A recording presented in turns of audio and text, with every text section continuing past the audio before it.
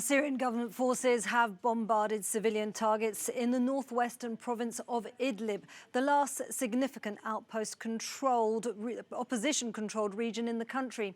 A UN spokesman says the airstrikes hit Idlib Central Hospital and several facilities serving as a shelter for displaced people. More than 300 civilians have been killed since the beginning of December, when government troops launched a new campaign to recapture Idlib. Now, Ismail al-Badula is a volunteer with the Syria Civil Defense, more commonly known as the White Helmets, while the organization conducts rescue and aid operations in the Idlib region. Thank you so much for joining us on the program. Now, we do have a delay in our connection, but we have been hearing that schools, kindergartens, hospitals have been targeted. Can you confirm those reports? Yes, I can confirm that Assad's forces and Russians targeted many schools, hospitals. Just yesterday, they targeted 8 schools in Idlib, and they killed 3 teachers, in addition to the 3 kids. Assad's forces and Russians did the same strategy, targeting the main or the vital facilities in all Idlib, in all in northwest Syria, because they want the people to. They want to force the people to flee. You know, this is the strategy that since years now they come to Idlib. Their targeted now is the Idlib, the last, we can say, the last area for the civilians. 4 million people now are living here. Just 600,000 people in Idlib city. They are in danger. They are in like you know that the bombing hasn't stopped since 2 months up till now, because and they are advancing on the ground. Millions of people fleeing nowhere, just nowhere. They all they can do now just to survive. We documented like we documented 410 people were killed, including 107 kids, and 57 women were killed. You know, all our reports, like since 2 months up till now, we reported this to all the media. We reported this to all the international community to do something to the fate of the people, millions of people.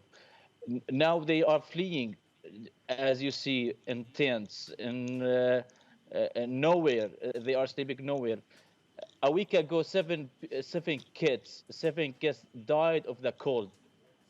They were with their families escaping to north, as Assad's forces and Russian doing this, and bombing and killing and targeting hospitals, medical points. They targeted 12 our centers as White Helmets. Why they targeting? Why they bombing the vital facilities? Because they want the people they force the people to flee. They can destroy and capture new villages. As we talk now, there's bombing on the south countryside of Idlib. They're capturing villages, Ismail, village after village. They're killing. Yes. Tell me, what is life like, though, for the people there? And tell me, what's your life like on a daily basis? Our life now has changed more than ever, because we're waiting for the helicopters. We're waiting for the warplane to bomb. We're tracking every now and then on the talkie-walkie where the helicopter, where the warplane will target it. We respond for many calls to the bombing. For the civilians now, they are afraid. They are scared. They just going nowhere just to survive. There's no shelter for them. There is no even heat for them. They burn their clothes to warm their kids. That in other words, Idlib about to be the most catastrophic humanitarian situation in history. 4 million people with no future. 4 million people going nowhere. Assad's forces and Russians are close. The death is very close to them, very close to everyone in northwest Syria, and Idlib in the west countryside of Aleppo. All the civilians now just looking for somewhere safe, to make their kids safe, to feel safe. Even they don't want houses. They want shelter with to survive. And the situation sounds absolutely desperate. It sounds absolutely terrifying. Is any aid getting through to Idlib? What do people need most? They need shelter. They need shelter for for their kids and or for all the family. There's no enough shelter for them. That's what they need most.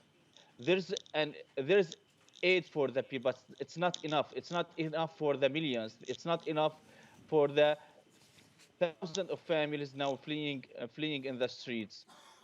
Uh, they need shelter.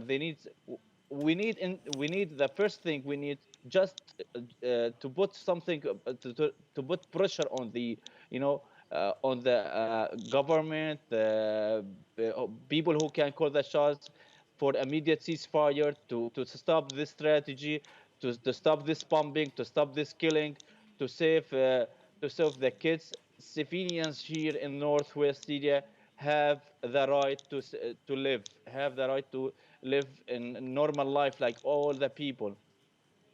They have a right to live. Ismail al-Badullah, thank you so much for joining us on Euronews tonight.